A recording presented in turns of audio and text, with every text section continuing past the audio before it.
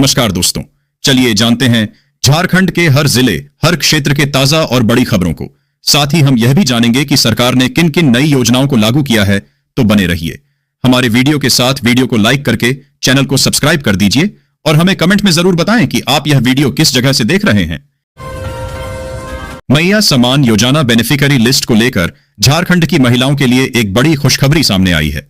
हाल ही 15वीं किस्त जारी होने के बाद अब विभागीय जानकारी के अनुसार 16वीं और 17वीं किस्त की रकम महिलाओं को एक साथ प्रदान की जाएगी, जिसमें कुल 5,000 रुपए उनके बैंक खातों में भेजे जाएंगे। यही नहीं, यह राशि महिलाओं को 20 दिसंबर तक चरणबद्ध तरीके से मिलने की उम्मीद जताई जा रही है।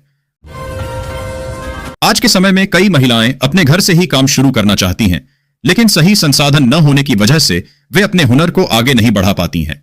ऐसे में फ्री सिलाई मशीन योजना उन महिलाओं के लिए एक बेहतरीन मौका देता है जो सिलाई के काम में रुचि रखती हैं और अपनी आय बढ़ाना चाहती हैं। इस योजना के माध्यम से योग्य महिलाओं को या तो फ्री सिलाई मशीन दी जाती है या फिर 15,000 रुपए तक की आर्थिक सहायता दी जाती है, ताकि वे घर बैठे अपना छोटा बिजनेस शुरू कर सकें। भारत सरकार और विभिन्न राज्य सरकारें गरीब और मध्यम वर्गीय परिवारों को आर्थिक राहत देने के लिए समय समय पर अनेक जन कल्याणकारी योजनाएं लागू करती हैं।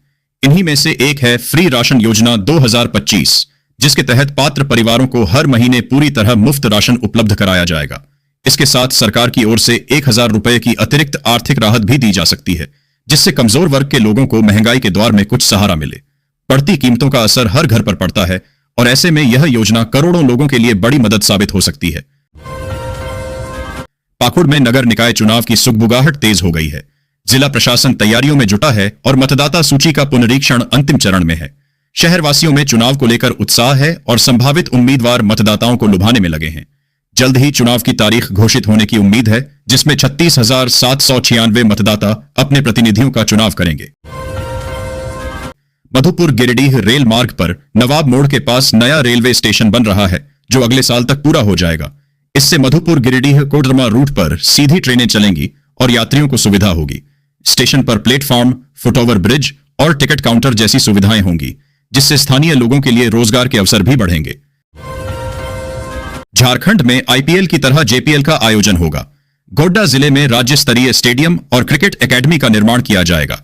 यह स्टेडियम और एकेडमी राज्य के क्रिकेट खिलाड़ियों के लिए महत्वपूर्ण केंद्र होगा, जहां उन्हें उच्च स्तरीय प्रशिक्षण मिलेगा। जेपीएल से राज्य के युवा क्रिकेटरों को अपनी प्रतिभा दिखाने का मंच मिलेगा। झारखंड विधानसभा में सरकार ने 7,721.25 करोड़ रुपए का दूसरा अनुपूरक बजट पेश किया। भाजपा विधायकों ने छात्रवृत्ति भुगतान और धान खरीद में देरी का विरोध किया, जिससे सदन में हंगामा हुआ। नेता प्रतिपक्ष बाबूलाल मरांडी ने छात्रवृत्ति और धान खरीद के मुद्दे को महत्वपूर्ण बताया और इस पर तत्काल चर्चा की मांग की। हंगामे के कारण सदन की कार्यवाही स्थगित कर दी गई। आज झारखंड विधानसभा में दूसरा अनुपूरक बजट पेश किया जाएगा। यह 5,000 करोड़ रुपए का हो सकता है। विपक्ष का कहना है कि सरकार जनता के सवालों से भाग रही है और अनुपूरक बजट सिर्फ औपचारिकता है। विपक्ष ने सरकार को घेरने की पूरी तैयारी कर ली है। झारखंड विधानसभा के शीतकालीन सत्र में छात्रवृत्ति भुगतान और धान खरीद में देरी को लेकर हंगामा हुआ। भाजपा विधायकों ने सरकार के खिलाफ नारेबाजी की, जिससे सदन की कार्यवाही बाधित हुई। विपक्ष ने इन मुद्दों पर तत्काल चर्चा की मांग की, जबकि सत्ता पक्ष ने भी विरोध जताया। हंगामे के बीच वित्त मंत्री ने अनुपूरक बजट पेश किया। विपक्ष सरकार को घेरने की तैयारी में है। झारखंड में पर्यटन को बढ़ावा देने के लिए राज्य सरकार पर्यटन क्षेत्र विकास प्राधिकरण का गठन करेगी। इसके अंतर्गत होटल, गाइड, फोटोग्राफर और एडवेंचर स्पोर्ट्स संचालकों का पंजीकरण अनिवार्य होगा। सरकार विधानसभा के शीतकालीन सत्र में झारखंड पर्यटन विकास एवं निबंधन संशोधन विधेयक 2025 पेश करेगी, जिसका उद्देश्य पर्यटन स्थलों को विश्वस्तरीय बनाना है। झारखंड में ठंडी हवाओं के कारण तापमान में गिरावट आई है। गुमला जिले में तापमान 3.5 डिग्री सेल्सियस तक पहुंच गया है।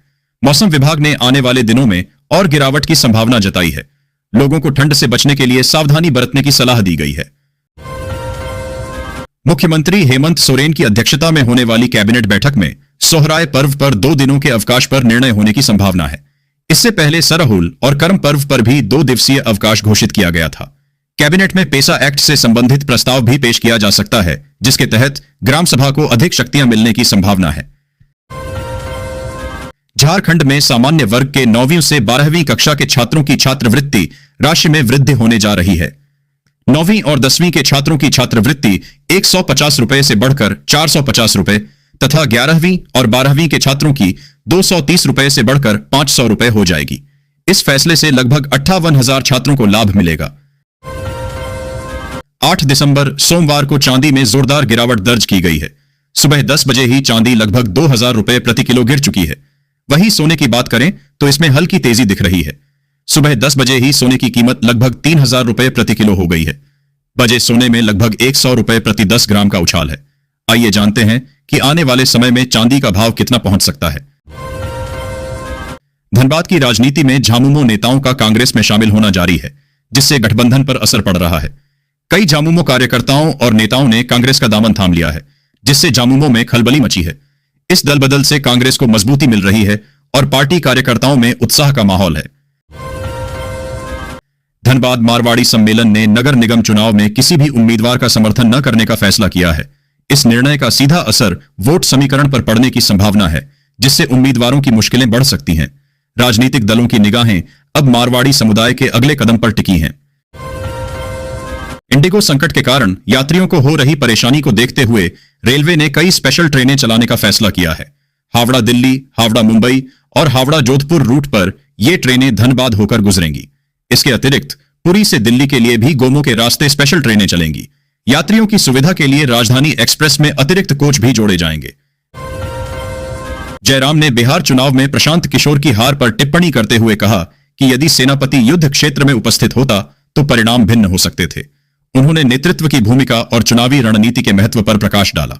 जयराम ने किशोर की अनुपस्थिति को परिणामों पर प्रभाव डालने वाला बताया। दत्तोपंत ठेंगड़ी रोजगार मेला एक अनूठा अवसर है, जहां 5वीं पास से लेकर बीटेक डिग्री धारक तक सभी के लिए रोजगार उपलब्ध है। बेंगलुरु, इंदौर, पुणे, चेन्नई और दुबई जैसे शहरों में नौकरी पाने का यह सुनहरा मौका है, जो विभिन्न शैक्षणिक योग्यताओं वाले उम्मीदवारों को उनकी शिक्षा के अनुसार रोजगार प्राप्त करने में मदद करता है। टाटा स्टील यूआईए सेल के पूर्व एमडी ऋतुराज सिन्हा के निधन से जमशेदपुर में शोक है।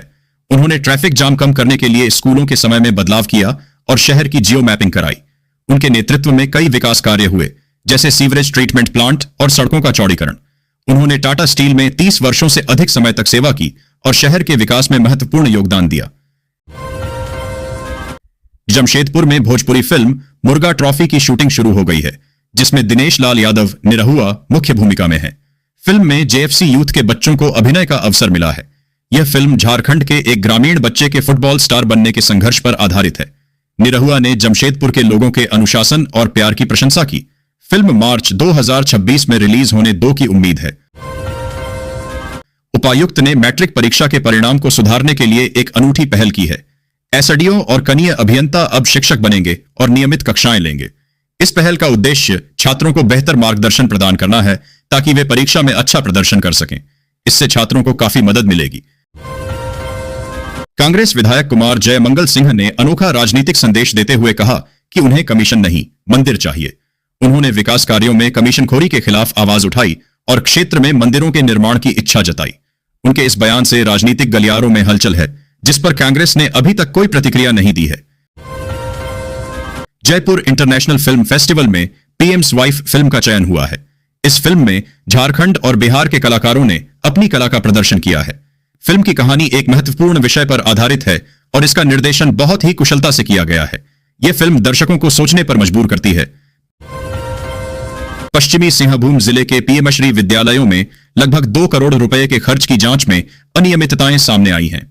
जांच दल ने 20 में से 18 विद्यालयों में वित्तीय अनियमितता, खरीद प्रक्रिया में लापरवाही और नियमों का उल्लंघन पाया है। रिपोर्ट में बिना कार्य आदेश के भुगतान और सामग्री की आपूर्ति के बिना भुगतान किए जाने का खुलासा हुआ है। जांच दल ने संबंधित अधिकारियों पर कार्रवाई की अनुशंसा की है। नगर विकास विभाग अब शहरी क्षेत्रों में रहने वाले मिडिल क्लास परिवारों के लिए बड़े और किफायती फ्लैट उपलब्ध कराएगा। इसके लिए नई आवासीय योजना तैयार की जा रही है। अधिकारियों के अनुसार स्कीम का ड्राफ्ट अंतिम चरण में है और जल्द ही नोटिफिकेशन जारी कर राज्य के सभी नगर निकायों को भेजा जाएगा। यह योजना प्रधानमंत्री आवास योजना शहरी के साथ समानांतर रूप से लागू की जाएगी। अब तक शहरी इलाकों में प्रधानमंत्री आवास योजना के तहत 1 बेडरूम वाले छोटे फ्लैट ही बनाए गए थे, जिनका कारपेट एरिया काफी सीमित था। झारखंड सरकार ने सोमवार को विधानसभा के शीतकालीन सत्र के दूसरे दिन वित्त वर्ष 2025 से 26 के लिए 7,721.25 करोड़ रुपए का अनुपूरक बजट पेश किया। वित्त मंत्री राधाकृष्ण किशोर ने अनुपूरक बजट सदन में पेश किया। अनुपूरक बजट में मांगों पर बहस मंगलवार 9 दिसंबर को होगी। मानसून सत्र के दौरान 25 अगस्त को सदन ने 4,296.62 करोड़ रुपए का पहला अनुपूरक बजट ध्वनिमत से पारित किया था। देश भर के करोड़ों मजदूरों के लिए केंद्र सरकार ने न्यूनतम मजदूरी दरों में बढ़ोतरी कर बड़ी राहत दी है। बढ़ती महंगाई, जीवन यापन की लागत और आवश्यक खर्चों को ध्यान में रखते हुए यह फैसला लिया गया है। नई मजदूरी दरें लागू होते ही दिहाड़ी मजदूरों की आय में 35 रुपए से 55 रुपए प्रतिदिन की सीधी बढ़ोतरी सुनिश्चित हो गई है। यह कदम देश के श्रमिक वर्ग की आर्थिक स्थिति को मजबूत करने की दिशा में एक महत्वपूर्ण पहल साबित होगा। प्रधानमंत्री नरेंद्र मोदी ने वंदे मातरम के 150 साल पूरे होने पर कांग्रेस पर हमला बोला। उन्होंने आरोप लगाया कि कांग्रेस ने जिन्ना की आपत्तियों का समर्थन करके देश से विश्वासघात किया और विभाजनकारी राजनीति को बढ़ावा दिया। मोदी ने वंदे मातरम की विरासत को सुरक्षित रखने का आह्वान किया और इसे बलिदान, एकता और मजबूती का मंत्र बताया। उन्होंने देश की उपलब्धियों का भी उल्लेख किया। केंद्रीय मंत्री ने संसद में इंडिगो संकट पर बयान देते हुए कहा कि सरकार सभी एयरलाइंस के लिए एक मिसाल कायम करेगी।